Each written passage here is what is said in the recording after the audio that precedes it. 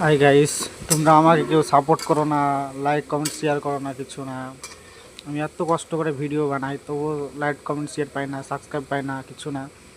আলুগুলো দেখেছি আমার ভাজা হয়ে গেছে, তুলে নেব, দিয়ে মাংসটা ভাজবো। হচ্ছে এখানে লবণ, আলা, মরিচ, পেঁয়াজ, রসুন, আদা আর তেলে দিয়ে দেবো। এই দেখো গাইস, আমার মাংস কষতে লাগিয়েছি, মাংস কষা করছি। দেখো এইভাবে মাংসটাকে লাড়িয়ে যখন কষি হয়ে যাবে, এই দেখো আমি আলু ঢেলে দিয়েছি, নাড়বো।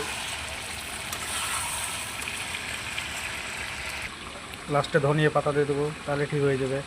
এই দেখো আলু ঢেলে দিয়েছি, এখন হয়ে গেছে। একটু জল ঢেলে দেবো, নিয়ে নেব, বন্ধ করে দেবো গ্যাস।